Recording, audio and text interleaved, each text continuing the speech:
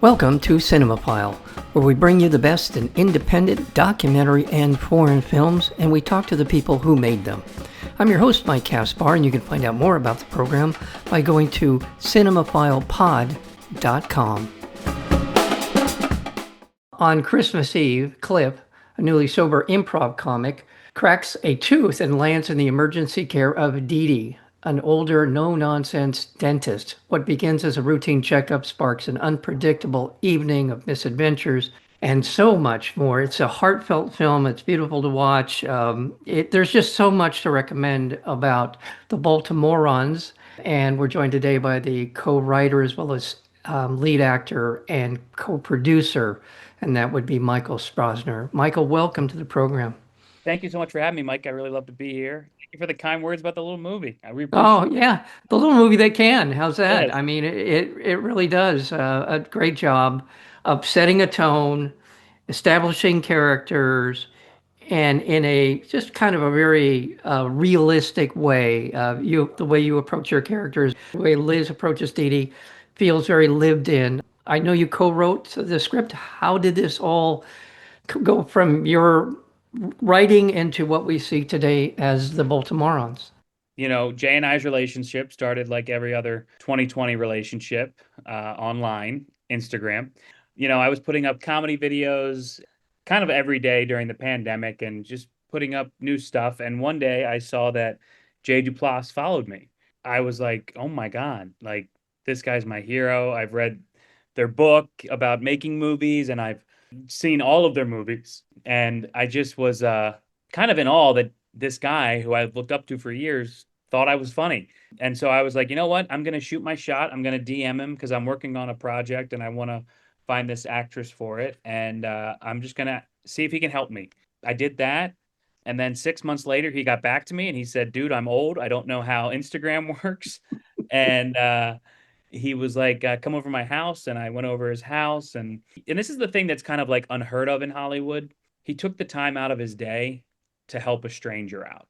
As I'm saying that now, I'm also realizing that's very much what Dee Dee does in our movie. She takes the time out of her day to help a stranger. Jay is very much not the Hollywood type. Him and his brother Mark are like coming from a first generation immigrant household in New Orleans, like working class, and they just help people. He helped me with that short, and as a thank you, I took him out to breakfast. I told him a little bit about my story, how I got sober, and that opening scene is very much real to life. That is something I did the last day that I drank. I told Jay the only reason why I'm still here is because the belt broke and I'm holding a little bit of holiday weight. He smiled and I was like, it's okay, you can laugh. And little did I know he was kind of already planning writing this thing. And after I left that breakfast, I wrote on my manifestations for 2023, shoot a movie with Jay Duplass. He called me in April and he said, I'm having the hardest time I'm trying to make a movie and I want to back in somebody's life and do a movie. And you're the first person that came to mind. Do you want to do it? And I was like, oh my God, this is crazy. Yes, of course I want to do it. And so we got to work on writing it. And then after the writer strike and SAG strike, no one could audition yet because the SAG strike was still going on. And Jay met with Liz, who's incredible in this movie. This is such a two-hander that she carries it so well. Jay saw her in a Transparent musical, playing kind of the opposite of what this character Dee Dee is, but he just had lunch with her and said, they didn't actually talk about anything about the movie. They talked about their lives and where they were in the world. And Liz kind of talking about how she feels not really seen anymore. And when she turned 50, she stopped getting invited to all the parties. Or little did she know, Jay was already thinking about the plot for her, kind of incorporating both our lives into this movie. Also some of Jay's life and the stuff that he was going through and trying to get something made that because he hadn't done an original movie in 14 years. And this was truly that little movie that could. And on December 1st, 2023, we started shooting and we wrapped on December 23rd, and the rest is history. That's a great story. Good on both of the Duplass brothers. The first encounter that I ever had with their work in terms of this show was Safety Not Guaranteed. Oh my God. Yeah. I still think that is one of the really, truly great independent films. You name go back as far as you want. So to hear what you're saying, God, and as I was looking through his filmography, there's so many listings here of just thanks, special things, helping out. Just sort of you can see it and just looking through the films that he has been quote unquote a part of. But it's both of them. Both of them. It's just great. That is a great story. God. They're just really amazing guys that just love independent films and they love these type of movies. And we don't really have many of these type of movies right now going to theaters, which is kind of the craziest thing about this whole experience is when we made it, we were on our way to South by and Jay was like, "We're probably not going to make any money on this, just so you know. Like we're all going to take a hit. Like it's not gonna, and it might take a little while, like we might not get an offer for a couple weeks just because this is where the independent film market is and there's no stars in this movie and everything's going to streaming and nothing's selling. And after our screening at South by, within 24 hours, we had our first offer, and that was from IFC, who we ended up going with. It's going to cinemas. It's going to be nationwide, which Yeah. is crazy for a movie that is so small and with no stars. It's going to, I think, over 300 theaters, which is crazy. I'm really happy that people seem to be responding to it. Yeah. The vibe that it sets it up beautifully. I've never been to Baltimore, but I think that you guys did a pretty good job of capturing the essence of Baltimore. Is that how would you characterize it? I grew up there my whole life, and I grew up also watching Barry Levinson and John Waters and them showing this beautiful eclectic town and the eclectic people and the kindness of this town so often. And in the last 20 years, there really hasn't been that. The stuff that's been out there has been really great. The Wire is an incredible TV show, and it's very true and accurate but doesn't really show the city in the best light. And every time I'd go back home, so many people would be like, I just wish they would like make something that actually showed the city a little bit more of how great it is and Yeah. how kind the people are and how open-hearted they are. And that's been the whole experience on this movie. My other producer, another producer on this, Dave Bonnet, who's a high school friend of mine, who is a locations manager. He had all these locations like the tow lot and the Yeah. auto shop, and these were all his parents' stuff. And our dental office is my biology teacher from high school. I called him up and I said, because he was so sick and tired of dealing with kids like me and how annoying I was, he's like, I'm going to become a dentist because that seems more, that seems better than working with you kids. I called him up and I was like, hey, we're shooting this movie. We need a dental office. Is there any way we could use yours? And he was like, sure, come on the weekends, use it as long as you need. That's the true Baltimore spirit Yeah. is yes, what can I help you with? That's what we really tried to show in the movie. We tried to show the heart of the city. We tried to show the kindness that people just show. And that's what Didi does for Cliff is she says yes and to helping him get his car, when Yeah. she probably doesn't want to, but she, is in that little bit of spirit.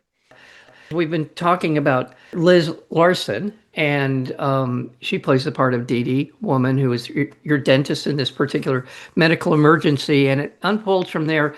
And one of the great strengths of this film is the incremental progression of the story and the relationship. It's and I you have to lean in to see it. They're sort of shifting that this relationship is taking in both directions when you first meet, and I think that's a testament to the writing. But I also think it's a testament to her performance as well as yours. But I thought she did a fantastic job of kind of calibrating how her character was going to become who she is. Oh yeah, I mean she's brilliant. She really is. I mean, it was just so easy to work with her because there wasn't any trailers on this set either. So it's like she wasn't by herself and not me by myself. There was a Cadillac and a Mercedes that we sat in, and the Mercedes had heat, the Cadillac didn't. So I was always with Liz hanging out in the Mercedes, and we would just talk about our lives. And that's what we did in between setups. We got to know each other, we got to know who we were. Then when the cameras rolled, it's like we didn't even realize the cameras were there because we just continued that same conversation we kind of had in the car about our lives and we just kind of stayed in that type of feel. And Yeah. I think that's what kind of comes across in the movie is, we are real people going through this day together. I just want to remind our listeners, we are talking about the film Baltimorons. It is coming out in New York. Well, it's out in New York, and it's also expanding here in Los Angeles. and be looking for it. And we're talking with the co-writer and co-producer as well as one of the lead actors. That would be Michael Strassner.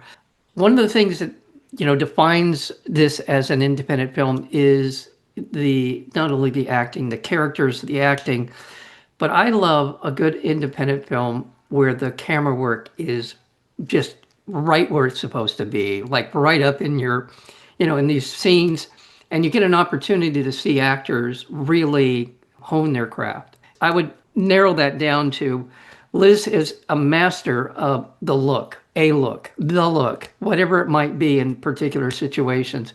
She doesn't have to say anything. 100%. Yeah, well, and it's also not just LA and New York, where we are nationwide Oh, starting Friday. So we've thank got you. 41 states that we're playing in. If you go to baltimoronsmovie.com, it has any location that you want. But yeah, the look that she gives, like they don't even need words a lot of the time, and you know exactly what she's feeling and thinking. Jay's the way he wanted to direct this whole thing is very much like he loves Cassavetes. So it's like the old type of feel of like you might miss a line or something that's not on their face or whatever, but we're kind of just going with wherever the motion is and letting the actors kind of direct where that goes. And this is like the note that Jay gave me that has always stuck with me, and now that I want to use for forever is he just said, "You're enough. You don't need to do a lot." Literally, like, because I come from a sketch improv background, it's big and like, got to go to the back seat in the theater. For this, he's like, the camera's right here. Like, we don't need just listen and respond and just be there. And on the last take for everything, he would always go, okay, we have it. So now just mess it all up. And then that's usually the one we go with. You're on the street, you're walking down the street, you're in the car, you're in in that party, quote unquote party with her ex-husband. All of those things are shot in such a way that you feel like you're sitting at the table. You're walking alongside of you guys. You're doing all those things together. And that's what I love about independent film. Just what you said, Cassavetes, you name it. There's so many that have been so good at pulling you right into these characters. You feel like and that's the way I feel watching the two of you. And I want to mention Olivia Lucardi, who is your character's Yes. Yeah, my fiance. She's fiance. incredible. Really, I mean, it's really the two of you, but there are some strong roles in here for it, memorable, short but memorable roles in this film. Okay, so you just mentioned it's going out 300 screens across the country, 40 states. J. Duplass is your best friend now. Now you're so what do you want? What do you want to do? What do you feel like you've got some other ideas for some projects you're working on and Yeah, I mean, I definitely want to do more of this. I mean, this is my favorite thing I've ever done. I love making movies. There's nothing like it. And I love doing it with Jay. I love doing it with Liz. I yeah. love doing it with my family. This is what I want to continue to do for the rest of my life. I want to just keep telling honest, Yeah. vulnerable stories of human beings going through stuff. They don't need to be super big stuff. Yeah. But in reality, it is big stuff. It's big stuff in human beings' lives. I just love telling these type of stories about the human condition. There really is nothing like it. And I love all my scenes with Liz, but some of my favorites are also with Olivia. She is a powerhouse. The best part about her performance is she's not the villain either.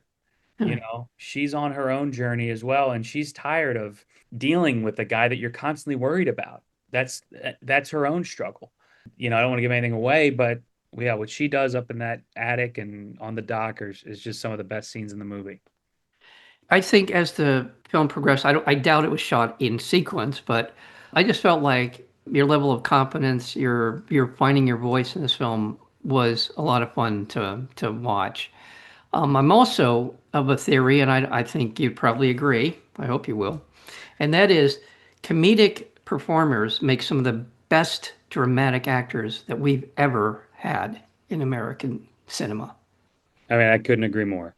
Comedians try to find the smallest thing in the world the most important. When you're Right. doing comedy, that's the goal, is like who ate my sandwich, but super dramatically, you know, as a bad example. But, my heroes growing up were Robin Williams, or Bill Murray, or John Candy, or Chris Farley, and all those guys are kind of molded into this performance for sure.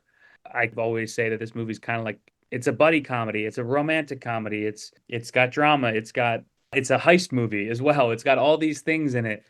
I always like to kind of say that like it's very much John Candy, my character, in Planes, Trains, and Automobiles. That is something that again, his performance in that is incredible, and I'm by no means comparing myself to his, but that I definitely crafted it in that way. Same with like Robin and, Mrs. Doubtfire was like the first movie I ever saw. Some of the drama that he has in there where he's talking about how important his kids are, it's like gut wrenching. Tom Hanks started out as a Oh yeah. stand-up. Michael Keaton started out as a Michael stand-up. Keaton's one of my favorites too. Yeah, I mean, there's so many. I mean, Eddie Murphy is a Yeah. tremendous actor. Steve Carell. Steve Carell, yes, Chris Rock. There's so many who are really good at what they do when they are, especially when they find a role that they can really sink their teeth into. And I love the John Candy reference in your performance. Well, I'm really happy for you. I'm happy for the film. I mean, I just obviously Baltimorons is a fun watch. You just fall right into the vibe. You're right there. You're right there in the middle of all of the stuff that's happening to these people. I thought the segment of the film with you up on stage with her at the improv was cool. And I haven't seen a tremendous amount of improv, but what I have seen, it's been like the groundlings. It's been the, really Yeah. high end stuff. Great And place. I just can't imagine how naked people feel up there. Well, yeah, I mean, I think you feel a lot better when you have the community behind you. Yeah. But this guy is he's going in the lion's den, you know. Yeah. So some people don't want him there, and I think having that because Yeah. that is actually a scene that we shot. It was okay, and we went back and we reshot it 6 months later, just to get it completely right. So, and Jay said there's like 7 acts in that scene that he's like it's probably the most difficult scene he's ever written with somebody, just because of Cliff, my character, goes into the lion's den with Didi and helps her at her like the heart of darkness moment, and then she has to come save Cliff in this one, and it's so proud of how it turned out. Yeah. It was great. It's a great scene. Well, congratulations, Michael Strassner, on this wonderful work as co-screenwriter, co-producer, lead actor. What am I leaving out? Anything there? And I'm left out. I think that's pretty good, Milo. And yeah, and just all around nice guy. An all-around nice guy. The film is called The Baltimorons and is going to be expanding. It's going to be a blitzkrieg of America starting on September 12th. And congratulations on all of it. Thank you so much, Mike. I really appreciate it. Thanks for having me. You have been listening to Cinemaphile with Mike Kaspar, the place where you will hear from the best in independent documentary and foreign filmmakers. Please check out our previous interviews as well as upcoming interviews and special programming by going to cinemaphilepod.com. We are also available on Apple Podcasts, Spotify, and YouTube, searchable under Cinemaphile with Mike Kaspar. Until next time, thank you for listening.